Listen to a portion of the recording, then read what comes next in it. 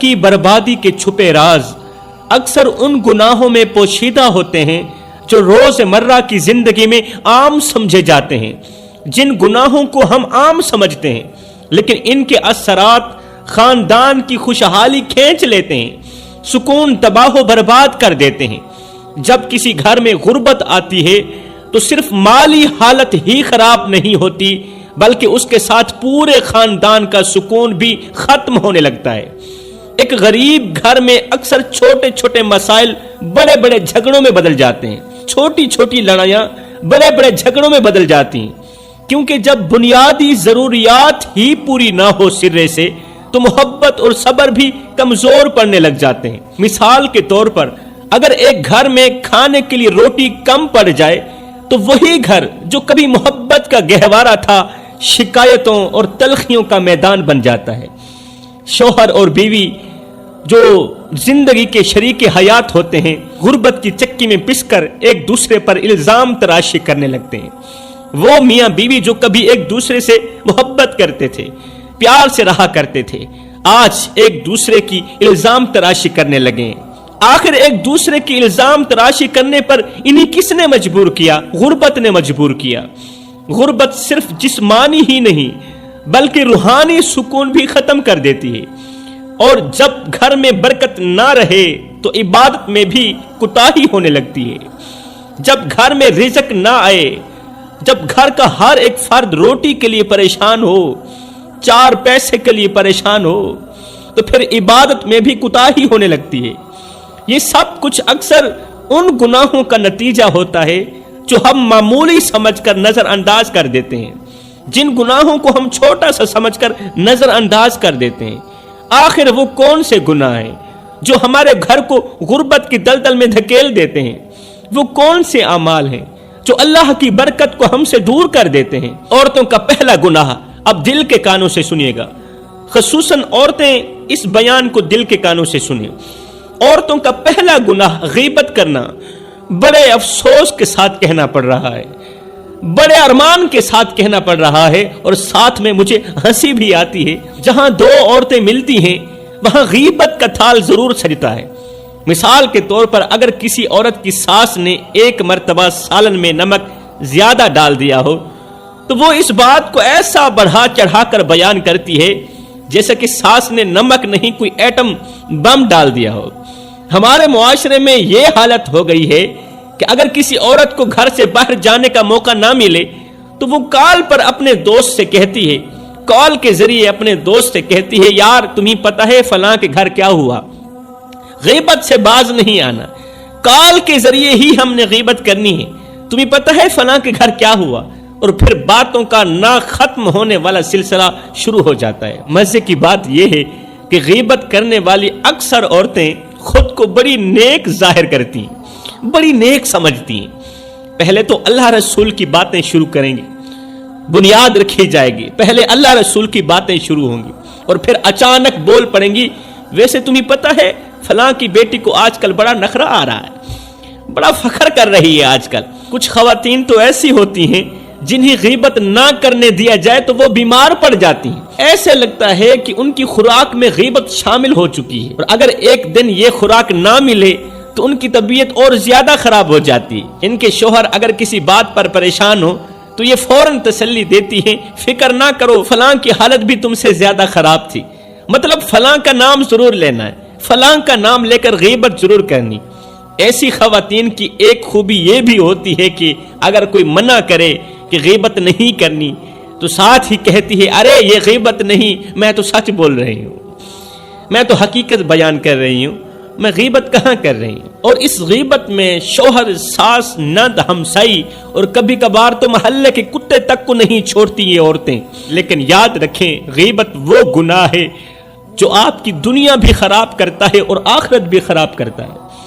اللہ نے زبان دی ہے تو نیک باتوں کے لیے، اگر آپ چاہتی ہیں کہ آپ کا گھر جنت کا گہوارہ بنے تو اپنی زبان کو روکو، ورنہ آپ کی زبان آپ کو ایسی جگہ لے جائے گی جہاں نہ کوئی ہمسائی ہوگی تمہاری غیبت سننے والی، نہ کوئی چغلی ہوگی، بلکہ صرف حساب کتاب ہوگا اور عذاب ہوگا۔ گھر میں غربت لانے والا دوسرا گناہ فضول خرچی۔ فضول خرچی یعنی پیسے کو اس بے دردی سے اڑانا کہ خود پیسہ بھی سوچے اور بھائی ذرا آرام کر لو، مجھے بھی سکون کی سانس لینے دو۔ کچھ خواتین تو سپر مارکیٹ جا کر ایسی خریداری کرتی ہیں جیسے دنیا ختم ہونے والی ہو، تیزی سے جلدی سے خریداری کرتی ہیں جیسے دنیا ختم ہونے والی ہو، یہ بھی دے دو، یہ بھی دے دو، یہ بھی دے دو، آج سیل لگی ہے چلو جلدی سے لے لیتے ہیں، ہر ایک چیز خرید لیں گے چاہے وہ چیز گھر میں پہلے سے ہی کیوں نہ موجود ہو، لیکن سیل کا سن کر ایسے لگتا ہے کہ اگر نہ خریدی جائے تو قیامت آ جائے گی، لیکن گھر آ کر پتہ چلتا ہے کہ جو چیزیں لے کر آئی تھیں وہ چیزیں تو ہماری ضرورت کی تھی ہی نہیں۔ یاد رکھو میری بہنوں، فضول خرچی نہ صرف رزق کی برکت ختم کرتی ہے بلکہ گھر کو قرضوں اور جھگڑوں کا میدان بنا دیتی ہے۔ مثال کے طور پر ایک خاتون نے اپنی فضول خرچی سے پورا بجٹ بگاڑ دیا، پورا بجٹ ختم کر دیا، اور جب شوہر نے ناراضگی کا اظہار کیا تو فوراً کہنے لگی، ارے ناراض ہونے کی کیا ضرورت ہے، میں نے تو گھر کے لیے لیا ہے، تمہیں تو کچھ پرواہ نہیں، تمہیں گھر کی چیزوں کی کیا پرواہ۔ حالانکہ شوہر بیچارہ پہلے ہی بجلی کا بل اور بچوں کی فیس کے بارے میں سوچ کر بہت زیادہ پریشان ہے، لیکن یاد رکھو اللہ نے پیسے کو ایک امانت کے طور پر دیا ہے، تمہیں امانت کے طور پر دیا، نہ کہ اسے بے وقوفی سے خرچ کرنے کے لیے تمہیں دیا ہے، فضول اڑانے کے لیے نہیں دیا۔ فضول خرچی کرنے والے شیطان کے بھائی ہوتے ہیں۔ اگر آپ اپنی زندگی میں سکون اور رزق کی کشادگی چاہتی ہیں تو اپنی خواہشات کو قابو میں رکھیں۔ خدارا میری بہن اپنی خواہشات کو قابو میں رکھ اور ضرورت کے مطابق خرچ کیا کر۔ فضول خرچی نہ صرف آپ کے گھر کو تباہ کرے گی بلکہ آپ کی روحانیت کو بھی چھین لے گی، روحانیت کو بھی نقصان پہنچائے گی۔ گھر میں غربت تباہی لانے والا عورت کا تیسرا گناہ شوہر کی نافرمانی۔ شوہر کی نافرمانی ایک ایسا گناہ ہے جو نہ صرف گھر کی برکت ختم کرتا ہے بلکہ رشتوں کی محبت اور سکون کو بھی تباہ کر دیتا ہے۔ یہ حقیقت ہے۔ کچھ خواتین کے لیے تو شوہر کی بات ماننا ایسا لگتا ہے جیسے کوئی پہاڑ سر پر آ پڑا ہو۔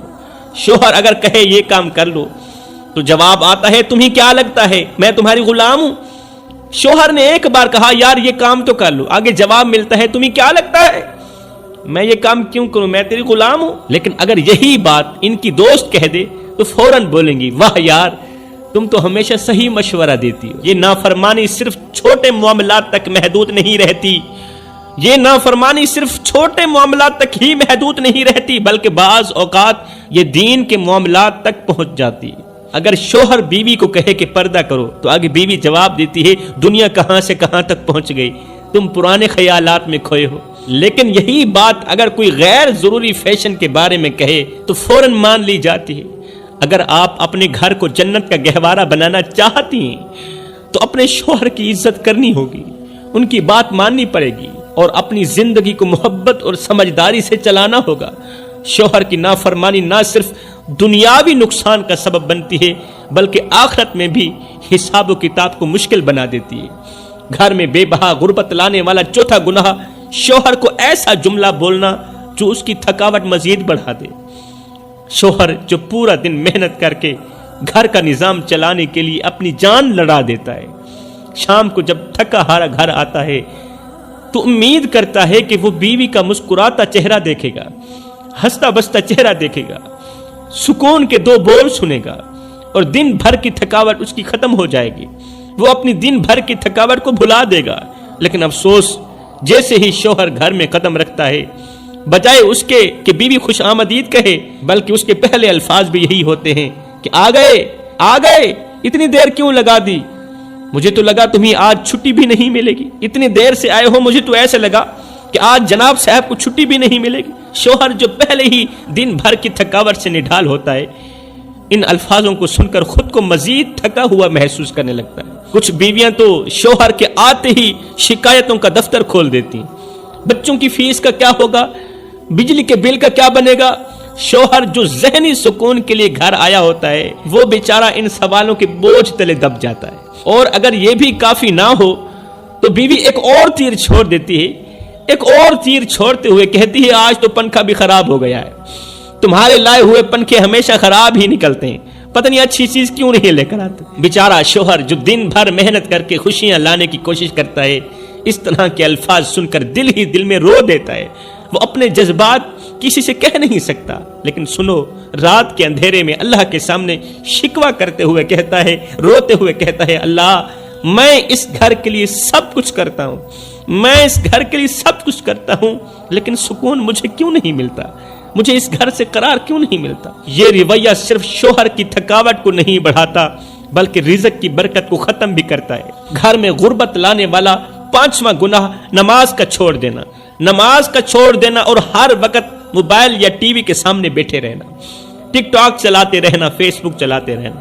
نماز جو انسان کے لیے اللہ سے جڑنے کا سب سے بڑا ذریعہ ہے، جب عورت اس نماز کو چھوڑ دیتی ہے تو گھر سے برکت اور سکون ایسے ختم ہو جاتے ہیں جیسے درخت سے پتے جھڑ جاتے ہیں۔ آج کے دور میں کئی خواتین ایسی ہیں جو صبح سے شام تک موبائل یا ٹی وی کے سامنے بیٹھی رہتی ہیں، صبح سے شام تک موبائل کے سامنے، ٹی وی کے سامنے بیٹھی رہتی ہیں، اور جب نماز کا وقت آتا ہے، اللہ سے ملاقات کا وقت آتا ہے تو کہتی ہیں ابھی وقت ہے، بعد میں نماز پڑھ لوں گی۔ موبائل پر سوشل میڈیا کی دنیا میں اتنی مگن ہوتی ہیں، اتنی مگن ہو گئی ہیں کہ اذان کی آواز سنائی ہی نہیں دیتی، اور اگر سن بھی لیں تو جواب ہوتا ہے پہلے یہ ویڈیو ختم کر لوں پھر نماز پڑھ لوں گی، یہی جواب ملتا ہے۔ یہ رویہ نہ صرف عورت کی اپنی زندگی بلکہ پورے گھر کی برکت کو ختم کر دیتا ہے۔ نماز چھوڑنے والی عورت کے گھر میں بے سکونی، جھگڑے اور مشکلات آہستہ آہستہ اپنے قدم جما لیتے ہیں۔ موبائل اور ٹی وی نے ہماری خواتین کو اس قدر جکڑ لیا ہے کہ ہماری خواتین کو نماز یاد بھی نہیں رہی۔ اللہ تعالی نے قرآن میں فرمایا ہے کہ نماز برائیوں سے روکتی ہے، لیکن جب نماز ہی چھوڑ دی جائے تو برائیاں کیسے رکیں گی؟ موبائل اور ٹی وی پر فضول وقت ضائع کرنا رزق کی کمی اور دل کی بے سکونی کا سبب بنتا ہے۔ گھر میں برکت تب ہی آ سکتی ہے جب عورت اپنی ترجیحات میں نماز کو سب سے اوپر رکھے، اپنے تمام کاموں میں نماز کو سب سے اوپر رکھے، نہ کہ موبائل اور ٹی وی کو سب سے اوپر رکھے۔ یاد رکھیں، نماز چھوڑنے والی عورت نہ صرف اپنے لیے بلکہ اپنے گھر والوں کے لیے بھی مشکلات کو دعوت دیتی ہیں۔ شیخ سعدی فرماتے ہیں، سب کچھ کرنا، بے نمازی عورت کے ساتھ شادی مت کرنا، بے نمازی لڑکی کے ساتھ شادی مت کرنا، کنوارے رہ جانا، کنوارے رہ جانا، مگر بے نمازی لڑکی کے ساتھ شادی مت کرنا۔ بے نمازی لڑکی جس راستے سے آ رہی ہو وہ راستہ بھی چھوڑ دینا۔ یہ عورت اتنی خطرناک عورت ہے کہ سلام کلام کرنا تو رہی دور کی بات، یہ جس راستے سے آ رہی ہو وہ راستہ بھی چھوڑ دینا۔ تم پر لازم ہے کہ رشتہ طے کرنے سے پہلے ان کے گھر والوں سے پوچھ لینا کہ تمہاری بیٹی نمازی بھی ہے یا نہیں، اس نے ایم اے کیا ہوا ہے، اس کے پاس بہت بڑی ڈگری بھی ہے، لیکن یہ ضروری نہیں کہ اسے 6 کلمے بھی آتی ہوں، یہ ضروری نہیں کہ تعلیم یافتہ عورت کا دل اللہ کی ذات کے ساتھ جڑا ہوا ہو۔ تو فرمایا ایسی عورت سے شادی کرنا جو راتوں کی تاریکیوں میں اٹھ اٹھ کے قرآن پڑھا کرے اور قرآن پڑھتے وقت رویا کرے۔ تو فرمایا یہ 5 گناہ ایسے ہیں جو گھر میں بے بہا غربت لاتے ہیں، پریشانیاں لاتے ہیں۔ اگر تم ان پریشانیوں سے بچنا چاہتی ہو تو جلدی سے ان 5 گناہوں سے جلد از جلد